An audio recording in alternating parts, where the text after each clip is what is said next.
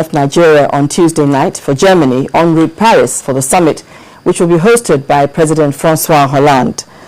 The United Nations Secretary General, Mr. Ban Ki-moon, heads of European institutions and leaders of Africa's sub-regional and continental organizations will also participate in the summit.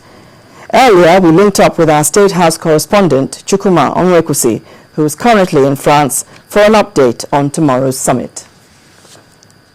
We have been at the early stage for accreditation, and we saw a massive range of activities in preparation for the two-day event.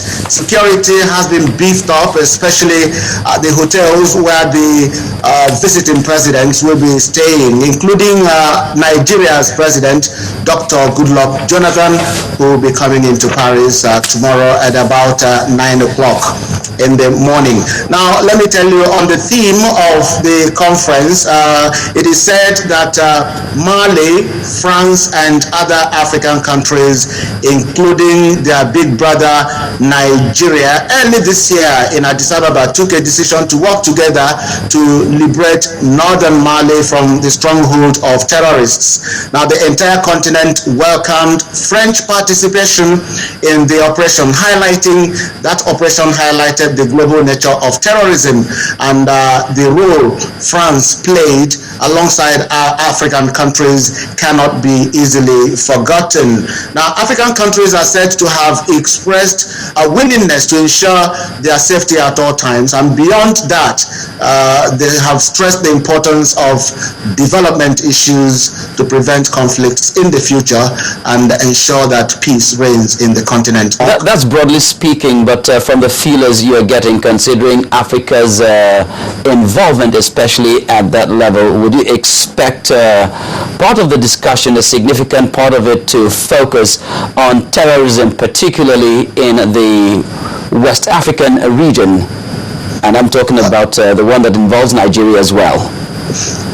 That is the major reason why the president of the Federal Republic of Nigeria is interested in the summit.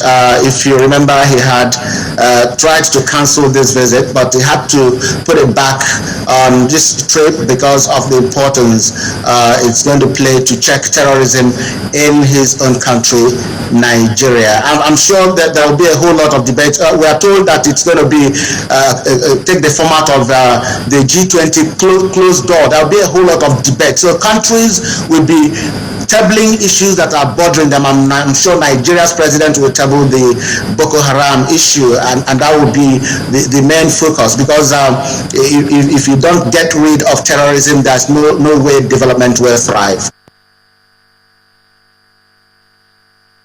First Bank, truly the first.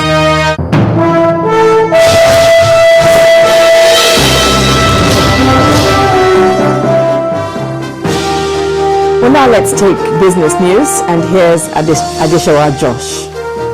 Well, thank you. Now let's take you through our business stories of this hour. The Kano State Government and the Central Bank of Nigeria have signed a 2 billion naira memorandum of understanding for the state's micro, small, and medium enterprises fund.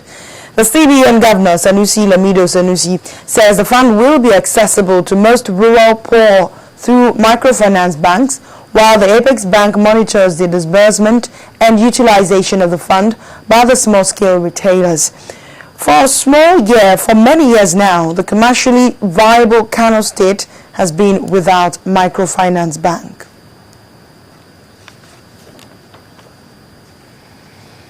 The federal government has asked the World Bank and other international agencies to review their ratings of Nigeria following its improvement in attracting investment inflow. At a meeting in Abuja, the Permanent Secretary of the Ministry of Industry, Trade and Investment, Dauda Kigbu, said the feat was achieved through the One-Stop Investment Center, a place where investors are better informed on how to invest in the country. I'm aware that to a great extent, the center has achieved all the desired objectives of its establishment and had vindicated the vision of its founding fathers, the Honorary International Investors Council, which first recommended its formation in Nigeria. I urge the World Bank and other international rating bodies to look at the many wonderful initiatives such as the OSIC, in the competitiveness ranking of Nigeria in order to place Nigeria appropriately. For instance, I'm aware that OSIC, since its establishment, has recorded tremendous successes in all critical aspects of investment facilitation, namely streamlining all processes and procedures for business incorporation, registration, and facilitation, reducing the cost of doing business through elimination of discretion, ambiguity, bureaucracy, and unnecessary delays in documentation processes. The Niger State government has unveiled plans to issue a 12 billion naira 7-year bond to fund infrastructure projects in the state. According to the state government, proceeds from the bond sale will be used to fund road projects and the construction of 500 housing units. The Securities and Exchange Commission also says that the application has gotten regulatory approval and is currently at the stage of book building, which will close this week.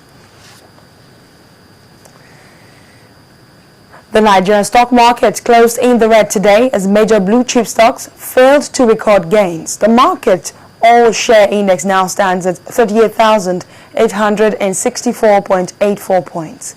BC Coca reports.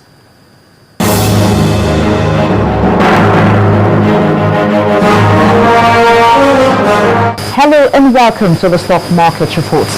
Key indicators at the Nigerian equities market slipped back into negative territory on Thursday as the All-Share Index shed 0.32% to finish at 38,864.84 points.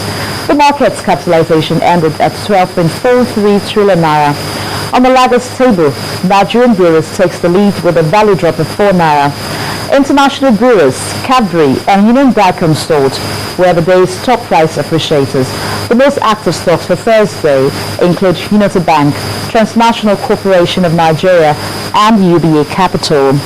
And when trading came to a halt for the day, volume came in lower at 484.64 million units, valued at 3.73 billion naira, and exchanged in close to 6,000 deals. And that's it on the stock market report. I am Bolaji Akinwale.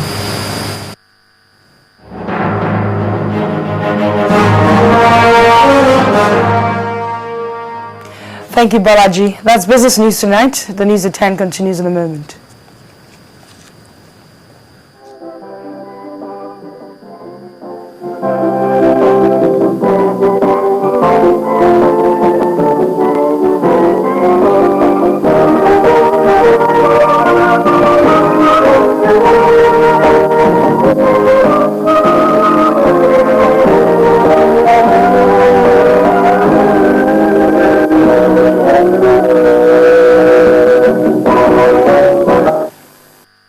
First Bank, truly the first.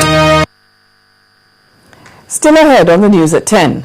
Nigeria dominates the 2013 GLOCAF Awards list and is in contention to win in 7 categories. That's on Sports News. Please stay with us.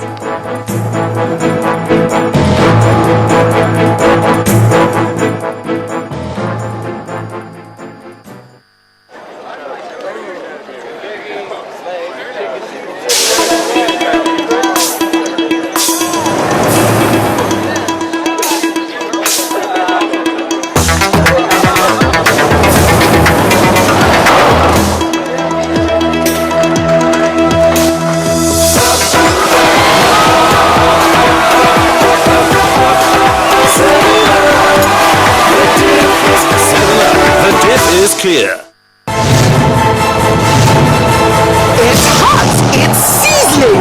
Everyone and everybody will win in the Airtel Red Hot promo. 60 lucky people will win 1 million naira each in 60 days. And one lucky person will go home with a star prize of 10 million naira. 280 million naira worth of prizes to be won. Over 5,000 lucky people will win airtime daily. Simply recharge to win. The more you recharge, the more you win. Easy Recharge also qualifies you for the promo. Airtel, smile Nigeria, we've got you covered.